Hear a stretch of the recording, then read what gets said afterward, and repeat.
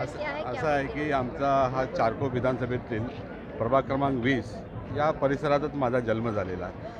मुळात हा खूप मोठ्या प्रमाणात स्लम भाग आहे आणि ॲक्च्युली बोलायला गेलं तर मांजऱ्यापासून ते दहिसरपर्यंत हा प्रभाग हा चारको विधानसभेतील चारको इंडस्ट्री इस्टेटमुळेच डेव्हलप झालेला आहे. आणि आता इंडस्ट्री बंद पडलेल्या आहेत. ज्या संकल्पनेत इंडस्ट्री बनवलेल्या होत्या की लोकांना रोजगार मिळव, ते संकल्पनाच हे लोक बंद करतात आणि प्रायव्हेट करून आता वेगवेगळे कोण पब टाकतोय काय टाकतोय अशाने बेरोजगार तर झालेलेच आहे. त्याच्यानंतर जो स्लम भाग आहे जो त्या ठिकाणी छोटे छोटे कारखाने आहेत. SRA अंतर्गत सोसायटीचा विकास होतोय, पण त्या ठिकाणी जे लघु उद्योग चालतात छोटे त्याचं काय?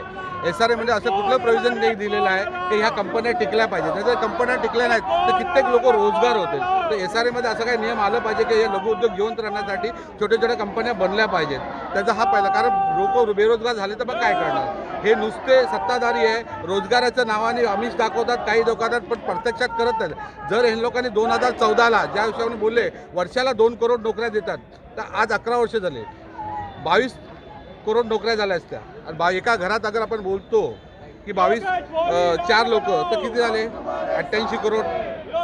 अरे देशाचीच लोकसंख्या 130 करोड आहे. 88 करोड लोकांना जर रोजगाराचा प्रश्न सुटला असता तर याच्या अगोदर 2014च्या अगोदर पण लोकांना रोजगार होतात ना, बरोबर आहे. त्या लोकांनी म्हणून एकच बेरोजगार राहिला नसता, परंतु काही नाही, नुसतं लोकांचे भावनिक खेळ केलेला आहे. आताही पैशाचा खेळ चालू आहे, याच्याकडे राहिलं नाही. जर या लोकांकडे असतं 2014ला पूर्ण सत्ता मिळाली, मग 2019ला ज्यांच्यावरती आरोप केले त्यांनाच घ्यायची काय वेळ आहे?